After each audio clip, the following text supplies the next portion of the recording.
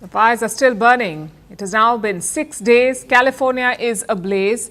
It is the site of the deadliest wildfire in American history. California is one of the biggest and politically most influential states in the United States. Los Angeles is the epicenter of this crisis. LA is better known as the home of Hollywood.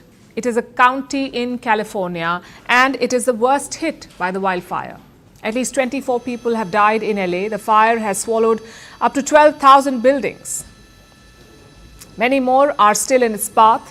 The scale of the disaster is enormous. Thousands of people have lost their homes. Take a look at this video. It shows one of the affected families. When they returned home, they found it completely torched.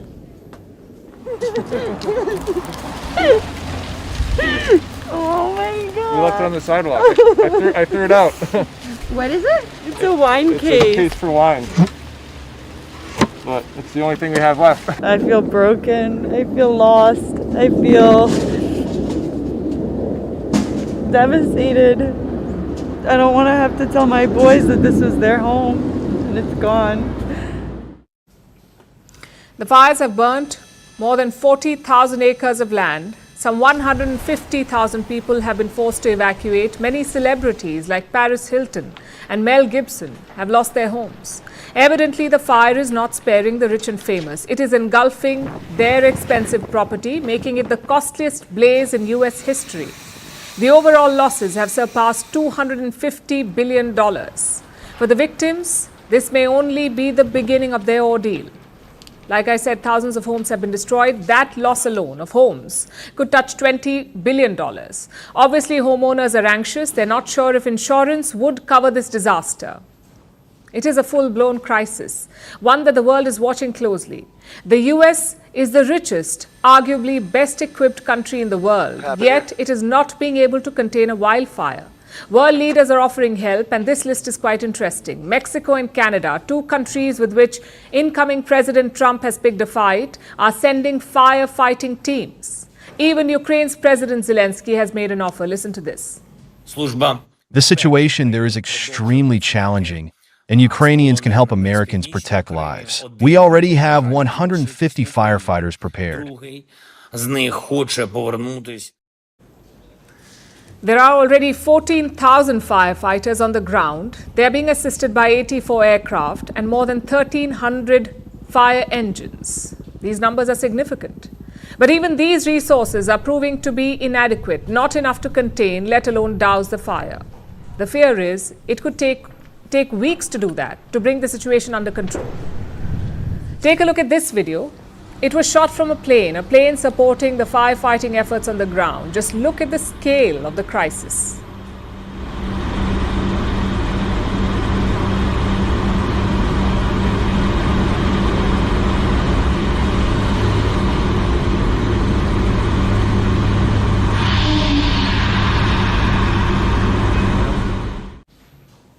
How did things get out of hand? Was it just the weather? Or has California been failed by its leaders? As the blaze continues, a political firestorm has also erupted. The Republicans are targeting the Democrats. They're taking aim at Gavin Newsom. He is the governor of California, a Democrat and a future presidential hopeful. A lot of political observers believe that Gavin Newsom is hoping to run for president in the next election cycle, that's 2028. But this crisis could derail his plans. President-elect Donald Trump is attacking him, and I must add here that Trump has had a long-standing feud with Gavin Newsom. So he's not going to pass up the opportunity to attack Newsom. Trump is targeting his team. He says, and I'm quoting, incompetent officials are managing the crisis. In response, Newsom has invited Trump to visit California and see the ground situation for himself. Newsom is facing attacks from Elon Musk too, one of Trump's closest allies and the owner of social media platform X, which he has weaponized again. Musk has unleashed a flood of posts on the wildfire. One of them claimed that the Democrats have, and I'm quoting, the Democrats have decriminalized looting. We told you about this last week. Looters are taking advantage of the situation. They're ransacking abandoned homes. Newsom himself responded to Elon Musk's post. He said all looters will be arrested and prosecuted. More than 20 people have been arrested so far, but there's still lawlessness, and Musk has been relentless. He says bad governance and not climate change is to blame for this fire. Now, to be fair, it's a bit of both. Climate change is a real and escalating threat. It has made the crisis worse, but the Democrats are not without blame. Bad governance, especially at the local level, is very much an issue. There are reports of fire hydrants running dry and water shortages. The water issue is something happened there. I mean, there was no water, not enough water. You turn on the hydrants and there's drips and drops coming out. So they have to figure that out. How the heck did that happen? I mean, our dam system is falling apart. We just don't have the resources anymore. And, nobody wants to spend the money at the right time in the right place. And then by the time you look at it again, it's 5 times more expensive to do the thing. To make matters worse, when the wildfires began, the mayor of LA was missing in action. Her name is Karen Bass. She was in Ghana with the presidential delegation. An investigation is now underway into the water shortages. The mayor says that she will look into the lapses. At this point, though, the first priority would be to bring the fire under control.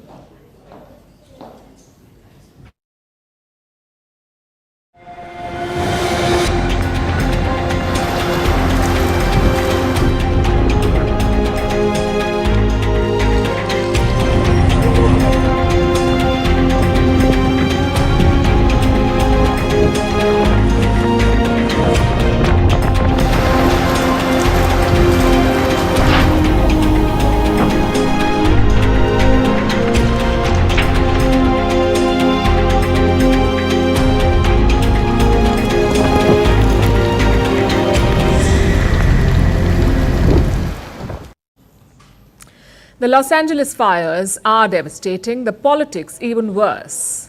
But how did it all start? Was it the ever-present scapegoat, climate change, or is there something darker at play here? Arson, perhaps. The first fire began in the Pacific Palisades at around 10:30 a.m. local time on January 7. 2 other fires broke out on the same day, Eaton and Hearst. All of these fires have not been contained yet. The Palisades is the worst one. Only 13% of it has been contained. The others 2 are burning. More fires broke out on January 8 in Woodley, in Lydia, and in the Hollywood Hills. All of these have been contained. Investigators are now looking into multiple causes. The first is the old fires. Around New Year's Day, a small blaze broke out near Palisades. It was caused by fireworks. The LA Fire Department contained it soon after, but winds could have reignited it. Old embers could have triggered a bigger fire. Detectives are looking into it. The second reason is climate change. You see, in America's West Coast, wildfires are a natural part of life. They play a crucial role, in fact. Los Angeles is located in Southern California. The region experienced drought for over 2 decades. This was followed by unusually heavy rainfall, and that too for 2 years. All of this led to explosive vegetative growth. This year was the city's driest winter, and that meant that the entire region was a tinderbox. All it took was one spark. It could be cars passing by, it could be a discarded cigarette, it could be lightning. Anything could cause this dry vegetation to catch fire. These fires are then fanned by extreme winds. They are called the Santa Ana. These winds move very fast. Take the Palisades fire, for example. It started in the morning. In just 25 minutes, it spread to over 200 acres, courtesy these dry winds. And they even lead to more fires. Which brings us to the third reason, downed power lines. Now, usually Los Angeles cuts power to houses when there are strong winds. But in Eaton, the houses had power even after the inferno sparked. So it is possible that a branch caught fire or the power lines fell, sparking a fire. Now, of course, all of this is speculation. Investigating a fire like this takes months, if not years. All the evidence is charred. There is very little to go off on. It's like a crime scene on a burner. But some on the internet are convinced that there is only one reason: arson. Look at these posts on X. They were posted by celebrities in LA. They believe that this was not the work of nature and that arsonists were behind this. Elon Musk too has waded into this debate. He did not say anything on X himself, but he reposted a video of a so-called immigrant with a blowtorch. And what are the officials saying? The LA Fire Department was asked about this. They have ruled out any arson activities so far. But experts say it is very much a possibility. Arsonists may not have started the fires, but they may have taken advantage of the situation and fanned the fires. They say it cannot be ruled out, the experts. Now, this debate is as hot as the fire itself. Here's another one, and it has left LA divided. This one is about wooden homes. They are a relic of the 20th century. Los Angeles faced frequent earthquakes, so houses were made of wood. That allowed them to keep standing. But many believe that it's time to move to relatively fireproof material like concrete. Look at this Malibu mansion. It is the only one left standing while all the houses around it are charred. The reason? Using fireproof material. So it's time LA rethinks its infrastructure. Will it learn from this devastation, or will history keep repeating itself with more lives and homes lost? For now, Los Angeles is still burning. The questions, the blame, and the lessons, they will all have to wait.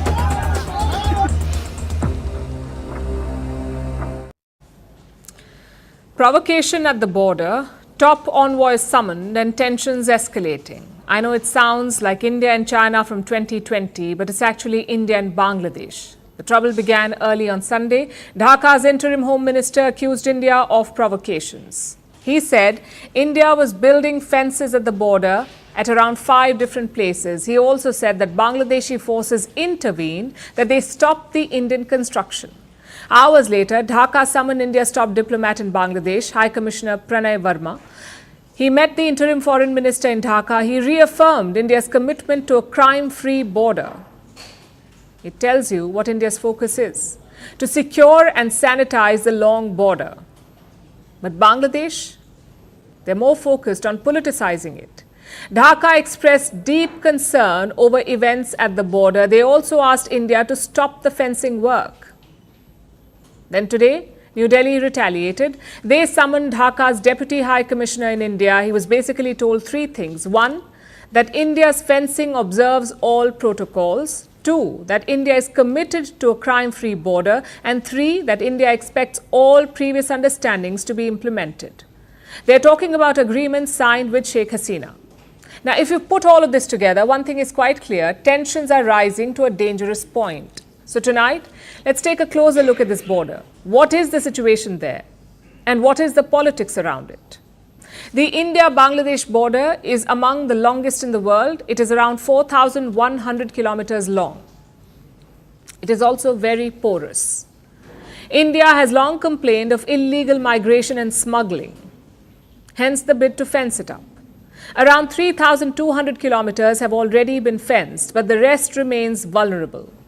On India's side, the border is managed by the BSF, the Border Security Force, BSF. On the Bangladeshi side, it is managed by the BGB, the Border Guard Bangladesh. There are 4 border treaties between Delhi and Dhaka. One of them has banned construction in the no man's land. Think of this as a buffer zone.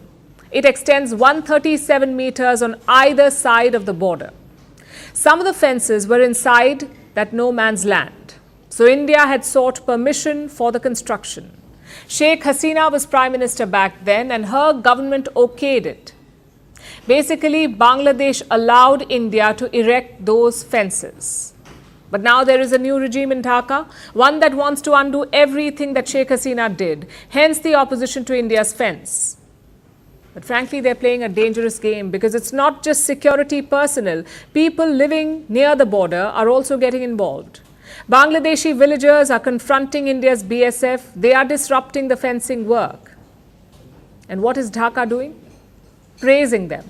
Their Home Minister is thanking these villagers for taking on the BSF, the Indian forces. In response, Indian locals have also started amassing. Take a look at this video. It shows men with sticks and knives at the border.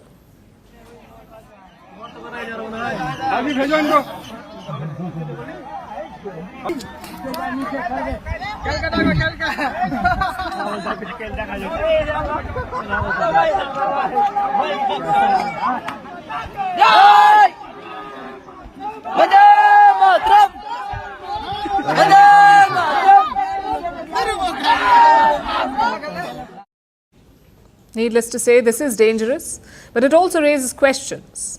Doesn't Dhaka trust its own border force? If it does, why outsource security to random villagers?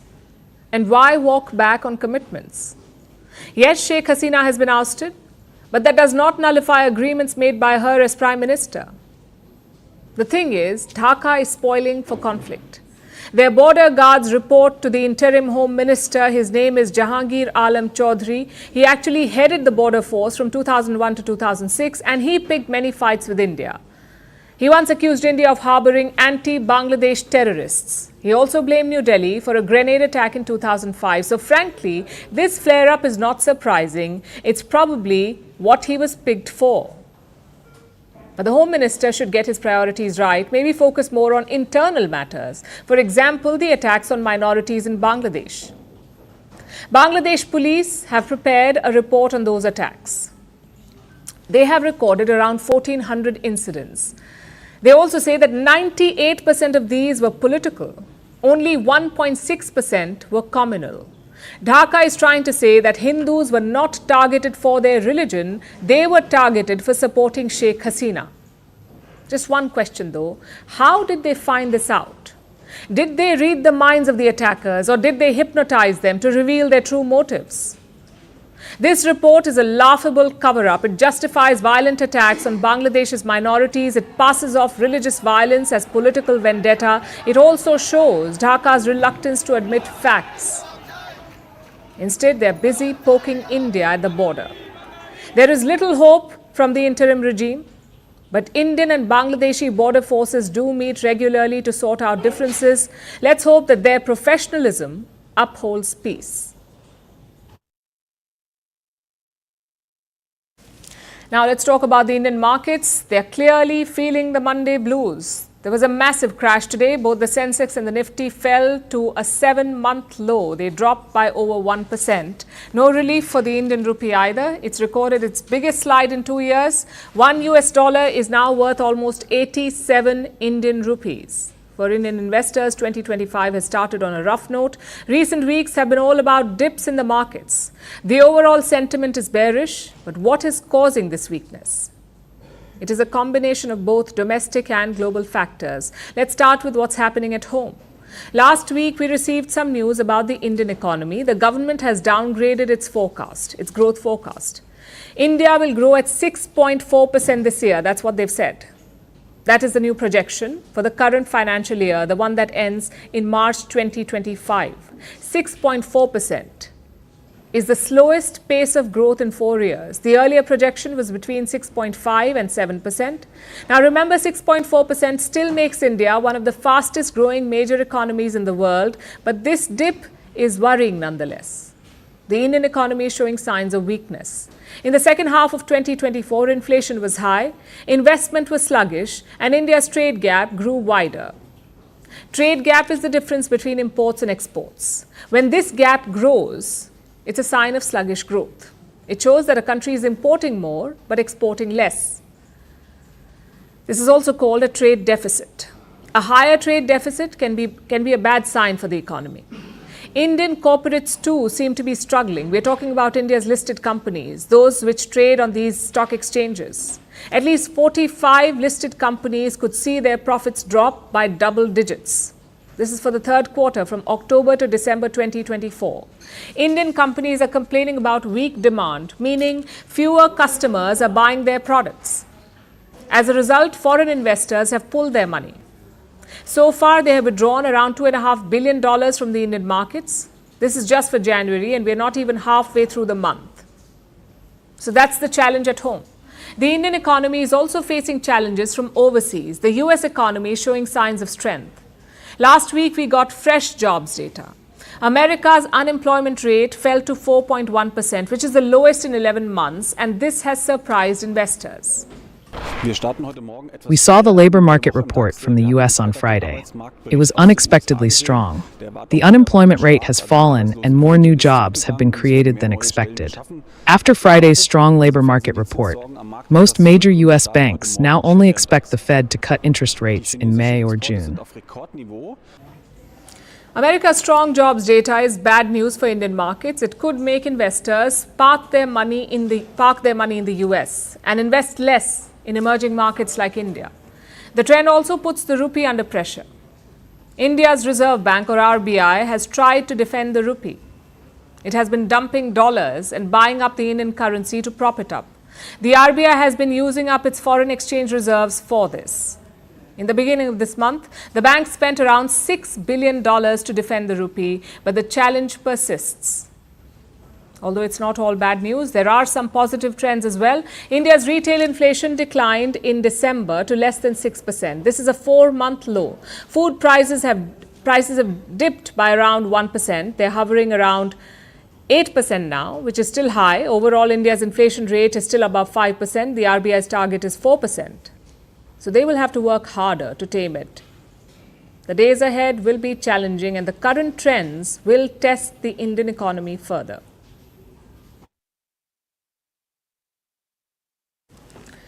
Is Sweden at war? The country's prime minister is giving mixed signals. He says Stockholm may not be at war, but there is no peace either.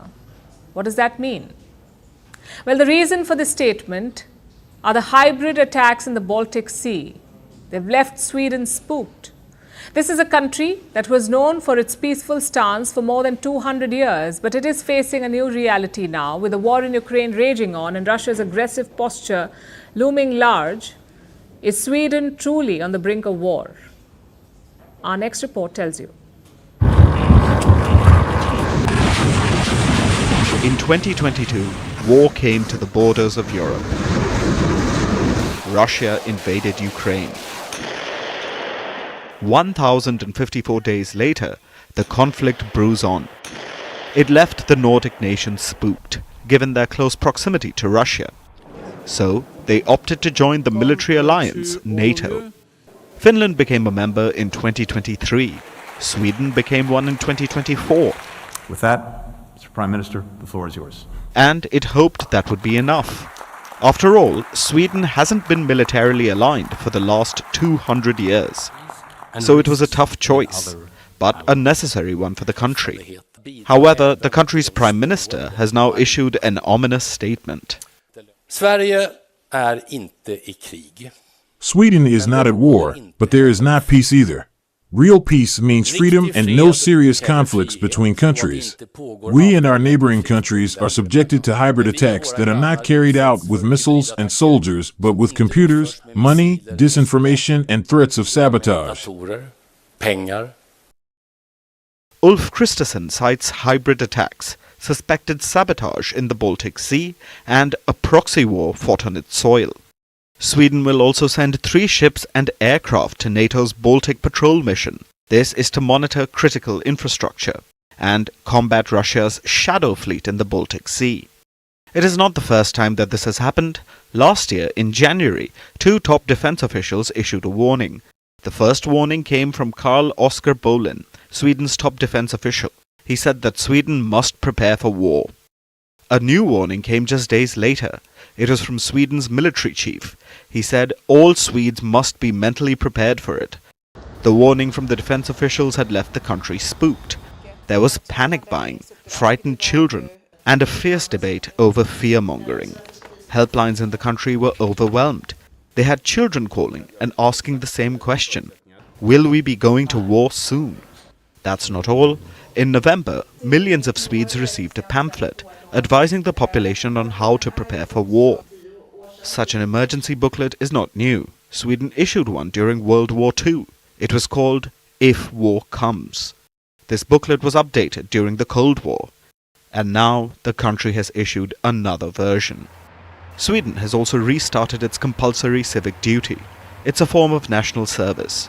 It was abandoned after the Cold War, but now it's back. Citizens will be trained in emergency services and electricity provision. Plus, the military policy has changed. Not everyone is required to join the army, but a small portion of the population will be called every year, around 100,000 of them. Does that mean Sweden is really going to war? Since the Ukraine war, the situation has been tense, but many believe it's just fear-mongering, both by the government and the army. The government has been accused of drumming up support. Meanwhile, the army, they have been accused of trying to raise their annual budget. So, is Sweden on the brink of war, or is this a nation trying to balance preparedness with peace in uncertain times? Of course, war is always a possibility, especially in a volatile region. But as the world watches, one thing remains certain. The peace Sweden has treasured for 200 years is being tested like never before.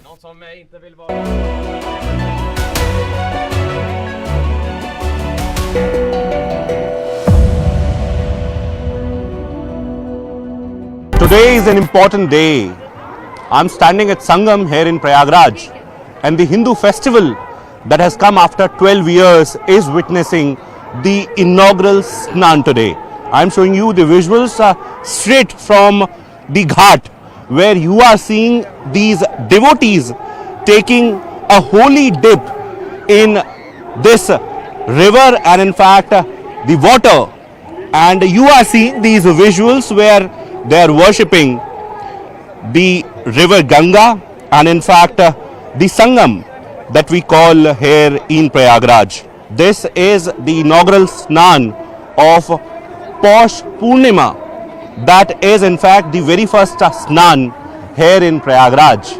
And in fact the festival that has come after 12 years is a mega event, a Granger event for which preparations have been done from last so many months. We have police, Indian Army, Indian Navy, Indian Air Force and all other agencies deployed for any sort of contingency. We have helicopters on standby, we have divers on standby, and in fact we have authorities very much keeping an eye on every movement that is happening here. We have 6 Royal Bath Shahi Snan starting from 14th January. But before that, today is the inaugural Snan, the Purnima Snan, of which I am showing you these visuals straight from Sangam Ghat. In fact, I'll ask camera person Ravinder to show you the visuals. In fact, the arrangements where the precautionary measures have been undertaken. And in fact, when it is about this particular day, so Snan was started as early as 3 a.m. this morning. They say that Brahm Muhurat is one fine Muhurat where everyone wants to take a dip in this holy water.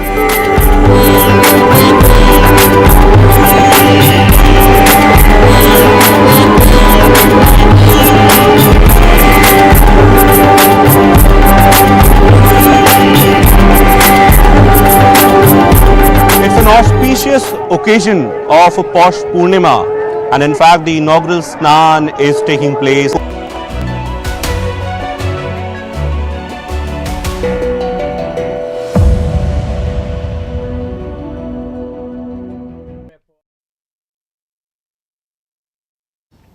Our next story is about Nicolas Maduro, the disputed president of Venezuela. Half the world rejects his presidency, the West mostly. They say he stole the election and therefore he isn't legitimate. Maduro does not really care about that though. He is happy to irritate the West. In fact, he just took it up a notch. Maduro has threatened to quote-unquote liberate Puerto Rico from American control with the help of Brazilian troops. That's a bold thing to say. Quite the way to kick off a new presidential term. Before coming to the threat, let's look at the build-up. Maduro was just sworn in on Friday for his 3rd consecutive term, another 6-year term as president. And this act incensed the West. the US in particular. Washington responded with the usual slew of sanctions. They added 8 more Maduro supporters to the list, bringing it up to 187 individuals. 187 supporters of Nicolas Maduro sanctioned by America. They also targeted the man of the hour himself. The US has raised the bounty on Maduro to $25 million for his arrest or conviction. They first put a bounty on Maduro back in 2020 after American courts convicted him on charges of narco-terrorism, basically for excessive drug trafficking. The US claims that Maduro intentionally sends drugs to their country to destabilize it. The courts even referred to Maduro as a cartel member, and they put out a $15 million bounty for his arrest. Now that bounty has been increased to $25 million. But let's face it, it's not like the amount was the problem there. The problem is, how do you arrest someone with an army? La Fuerza Armada Nacional Bolivariana. The Bolivarian National Armed Forces expressed their most vigorous and categorical rejection of the new sanctions imposed by the infamous Imperial Brotherhood. Today, the Office of Foreign Assets Control of the U.S. Department of the Treasury, along with the European Union and the United Kingdom, attacked Venezuelan state officials, including our commander-in-chief. The Venezuelan army seems firmly behind Maduro. They even took a dig at Western countries, calling them an Imperial Brotherhood. Now, this is a well-known line of attack. Maduro and his followers claim that the West is determined to colonize the rest of the world, and they hate him because he resists. Now, to his credit, the colonization argument is a good one. The US just imposed more sanctions on Venezuela, but guess what they did not sanction this time around? Venezuelan oil. Why was this administration hesitant to apply further sanctions to the oil and gas industry there? That's still being investigated in terms of what impact it would have and whether or not it would just be replaced by Iran or any other country. So it matters what would happen afterwards. I had a long discussion again with the man who should be appointed president on that score, but since I didn't have a clear answer to what that would be, if I had more time, I may very well do that, but I didn't have enough data to make that judgment. Biden did not sanction Venezuelan oil. He has passed the buck to Donald Trump, the incoming president. It is not a great look, and it gives weight to Maduro's claims of imperialism. So the Venezuelan decided to double down. Yesterday, he was at the International Anti-Fascist World Festival. It is being held in his own country, with delegates from 125 countries, some 2,000 people in all. Maduro took to the stage and played to the crowd. This is what he said: "The freedom of Puerto Rico is pending, and we will achieve it with the forces of Brazil."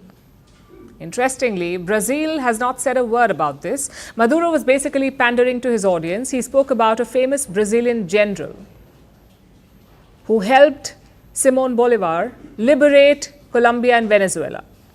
So the Brazil bit was just to hype up the crowd. But it was an interesting threat nonetheless. Maduro said that the liberation of Puerto Rico is pending. Puerto Rico is a US territory, as you would know, not a state, but an unincorporated territory. Puerto Ricans are citizens of the United States of America. They have been since 1917 for more than 100 years, but they are second-class citizens. They cannot vote in the US presidential elections. Puerto Rico does not have proper representation in the US Congress. Just a token observer with no voting powers. As a fig leaf, some people on the island do not pay federal income tax. Some people, not all. And that's just income tax. All Puerto Ricans pay other taxes and custom duties, and they are subject to laws passed by the US. So effectively, Puerto Rico is a modern-day American colony. The US says that this is what Puerto Ricans want. The island has held multiple referendums, and Washington says they chose to maintain the status quo. But that's not entirely accurate. Puerto Rico rejected US statehood up until the late 1990s, but it has held more plebiscites since, and a majority of the people have voted for full US statehood. In 2020, it was a clear-cut 52%. Last year, it was even higher at 56%. It is evident that younger generations want Puerto Rico to become a full state, but somehow Washington has always found excuses to avoid this, to keep the island in some semi-autonomous limbo. It is textbook colonialism. Maduro is correct about that. But his threat to invade, to liberate Puerto Rico is hollow. He's not sending his army anywhere. It is too much risk at a time when there's still a lot of resistance to his presidency at home. And to be clear, the US would decimate the Venezuelan forces if they entered Puerto Rico. But even though Maduro was probably joking, he raised an important point. How long will Puerto Rico stay in limbo? How long until they are granted true equality? Until the US rectifies this international embarrassment, opponents of the West will always be able to highlight the hypocrisy. Now let's turn our attention to Southeast Asia, where Thailand is betting big on gambling. They have approved a bill to legalize casinos. This is a controversial move for the Buddhist majority country. It is facing pushback, and it is yet to be voted on in the parliament. But if the bill passes, casinos will be legalized in the kingdom, and Thailand will join a number of nations who are trying to legalize gambling. So what's behind this growing trend? Why does Thailand want to make the gamble, and will it pay off? Here is a report.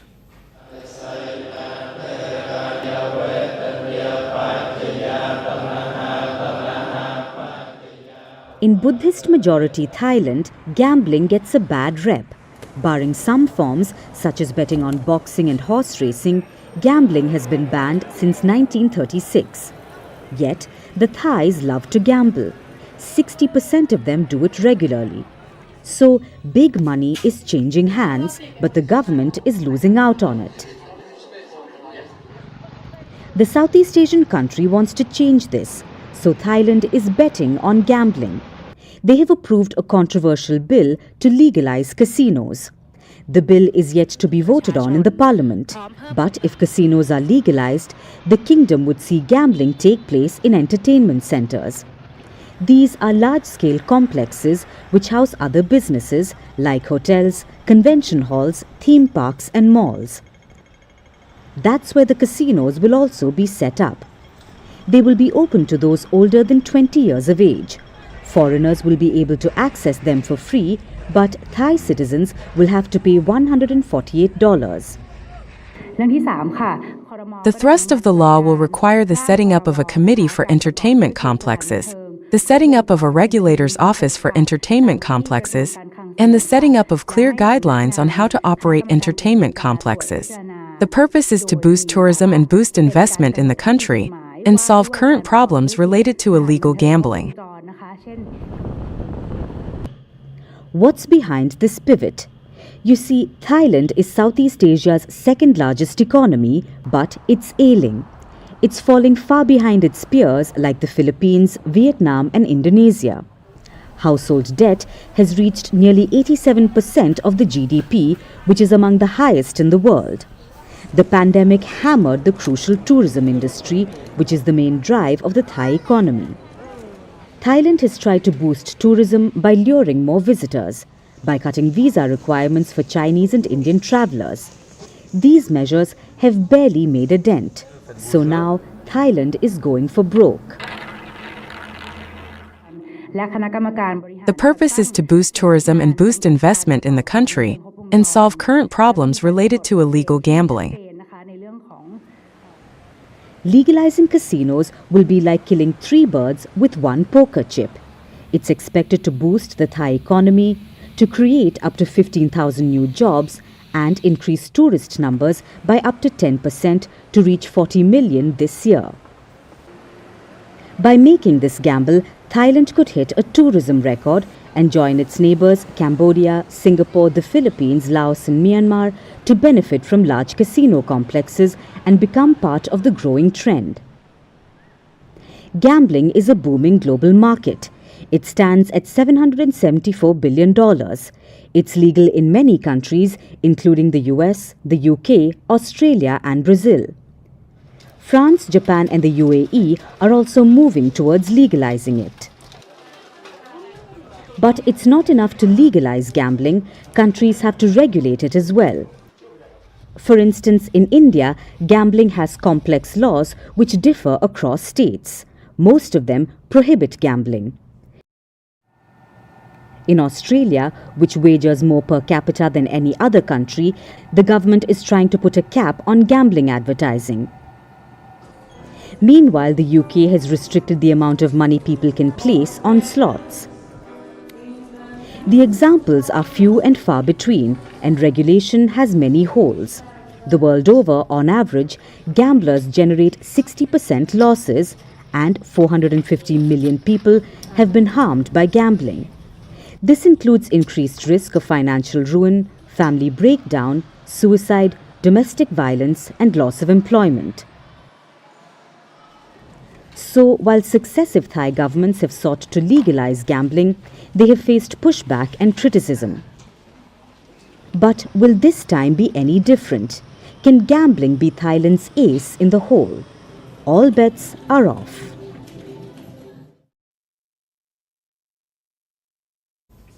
A diplomatic row is brewing between France and another African nation, another former French colony. This time the fight is with Algeria. France is having a meltdown because Algeria is not towing the line.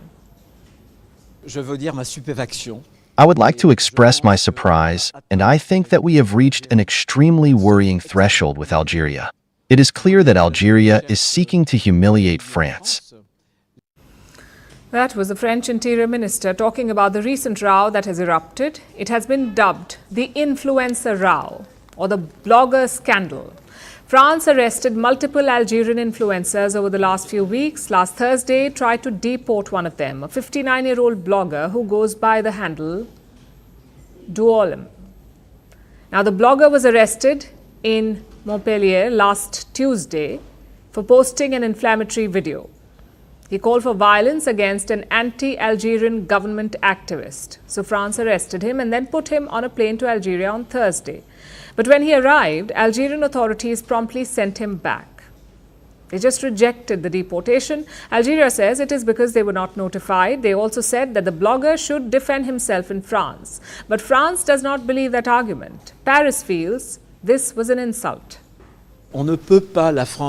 We cannot. France cannot tolerate this situation. And I think that, while keeping our cool, but our determination to defend our interests, we must now assess all the means available to us. And I mean all the means available to us with regard to Algeria. Paris is reportedly planning a drastic retaliation. It is planning to scrap a travel agreement. This deal allowed Algerian diplomats to visit France without a visa. France says scrapping it would be, and I'm quoting, the smartest, most effective and quickest thing to do. If it happens, it would mark a new low, another milestone in the ongoing spat between the two nations.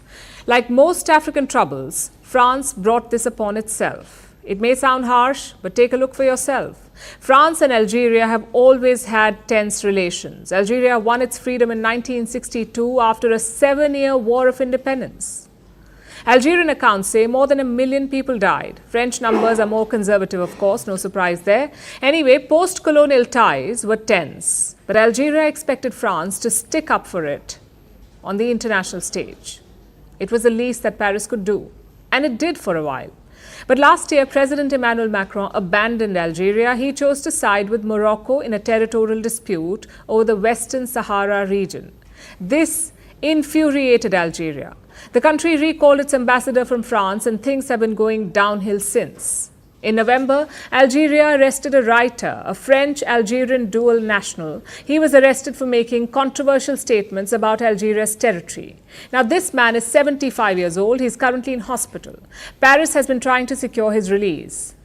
This is a delicate situation, requiring subtlety and tact. Instead, France has Macron.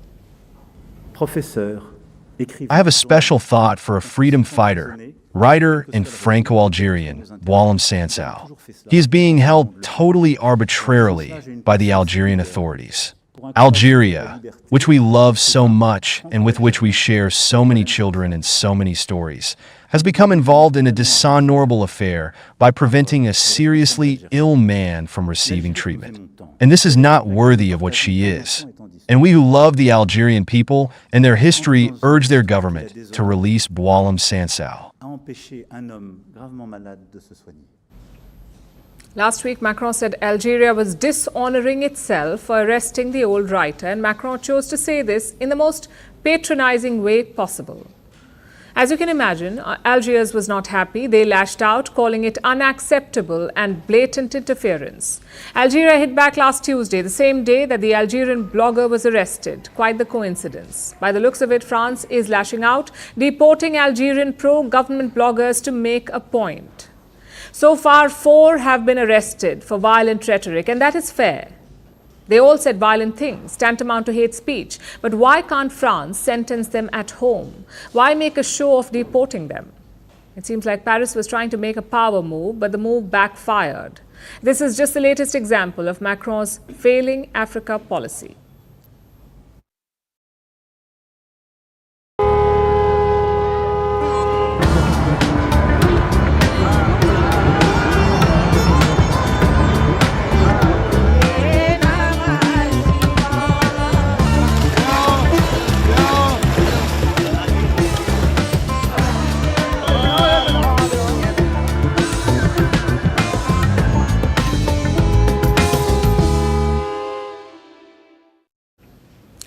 The Kumbh MAA is officially underway in Prayag Raj. I'm sure you've seen the headlines, the largest gathering of humanity, 600 million people to attend, and the first Mahakumbh in 144 years. It is a high-tech festival this time. You've got underwater drones, AI cameras and aerial surveillance.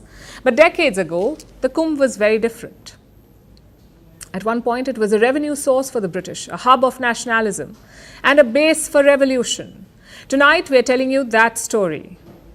Let's go back to the 1800s. That's when the British East India Company took control of Prayag Raj. In the middle of that century, they began noticing something about this city, a fair or mela every 12 years. Of course, the British did not care about the religious significance. They cared about the business opportunity, about making money. Every devotee at the Kumbh had to pay taxes to the company. How much? 1 rupee per person. That was the tax, the Kumbh tax, 1 rupee per person. You had to pay that tax to take a holy dip. I know that sounds like a lot right now, but remember, this is the 1800s. The average Indian salary was not even in double digits. A tailor would make around 8 rupees per month. A waiter or a sweeper would make around 4 rupees. Yet the Kumbh tax was 1 rupee. Why? Good old British exploitation. And all of this was documented by a British woman. Her name was Fanny Park. She lived in India for nearly 24 years, mostly around the city of Prayag Raj. And she has mentioned all of this in her memoir. How ordinary pilgrims were taxed by the company. Tax was also collected from businesses at the Kumbh, especially barbers. You see, most devotees would shave their heads in Prayag Raj, so barbers had a booming business. In 1870, the British set up 3,000 barber enclosures. They collected around 42,000 rupees from that Kumbh. Nearly 1/4 of it came from taxes on barbers. Every barber had to pay 4 rupees. Same story. In the 1882 Kumbh, the British collected nearly 50,000 rupees. Almost 10,000 of that came from barbers. It tells you how the British saw the Kumbh. They were initially frightened by the size of the gathering, by the political and religious patronage. But gradually, they started profiting from it. And this hurt the local community. Prayag Raj is home to the Prayagwal Brahmins. They would guide and help pilgrims who came for the Kumbh. They would also get paid for it. But the Kumbh tax cut into their revenue. Plus, they were unhappy with Christian missionaries. Many of them would camp in Prayag Raj. They would try to convert the thousands of Hindu pilgrims who came for the Kumbh. So naturally, the locals were unhappy. All this resentment was building throughout the 1800s. It exploded in 1857 during the First War of Independence. The First War of Indian Independence. The Prayagwal supported this revolution. They couldn't fight themselves, but they aided the revolutionaries, like Rani Lakshmi Bai of Jhansi. She stayed with the Prayagwals as the battle plans were charted. Thus began the Kumbh's link to Indian nationalism. It continued in the 20th century as well. Mahatma Gandhi attended the Kumbh MAA in 1918. He also took a dip in the Ganga. The British were clearly worried about this visit because they tracked him through intelligence reports. Another example is the 1942 Kumbh. It was happening during the Second World War, so the British restricted pilgrimage. Apparently, they were concerned about a Japanese attack, but some historians do not buy this version. They point to another possible reason, the Quit India movement. It was gaining traction around the same time, so historians say maybe the British wanted to avoid such a big gathering. It is among the many stories linked to the Kumbh, stories that cover India's history. In many ways, it is also a reflection of it. Taxed by the East India Company, exploited by the British Raj, celebrated by nationalists, and now the symbol of a new India, a country that blends customs with progress, rituals with technology, and religion with tourism. Like I said, the Kumbh is a lot more than just a gathering.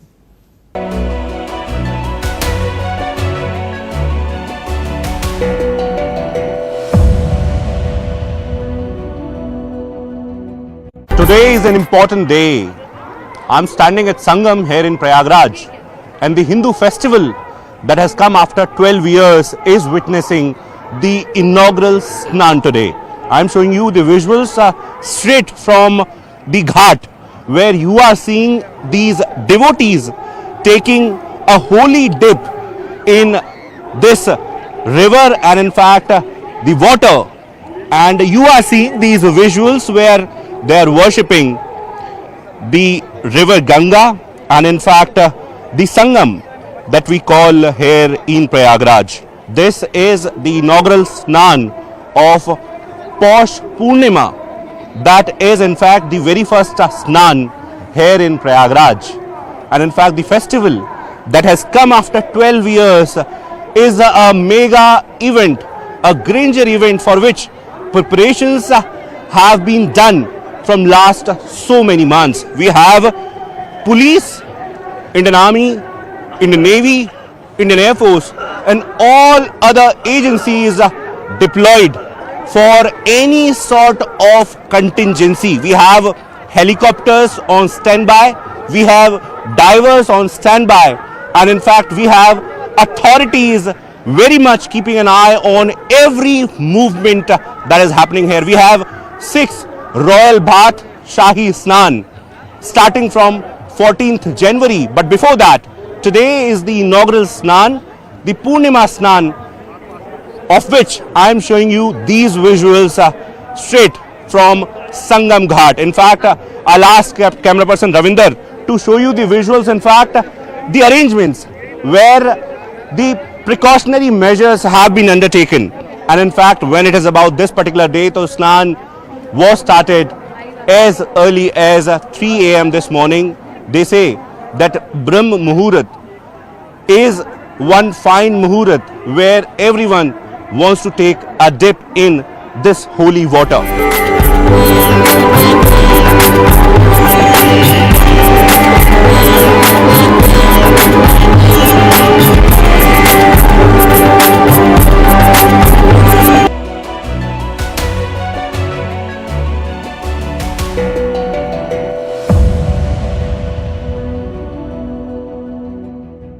When it comes to making headlines, Pakistan International Airlines, or PIA, never fails to reach for the skies, sometimes with planes and sometimes with pure chaos.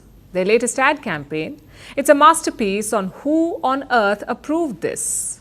The PIA announced the resumption of flights to Europe with a tagline, "Paris, we're coming today." But it's the picture that has everyone buckling their seatbelts, because nothing says "Welcome back to Europe" like a plane hurtling towards the Eiffel Tower. Talk about aiming high and terrifyingly close. It's left the internet asking, is this a threat?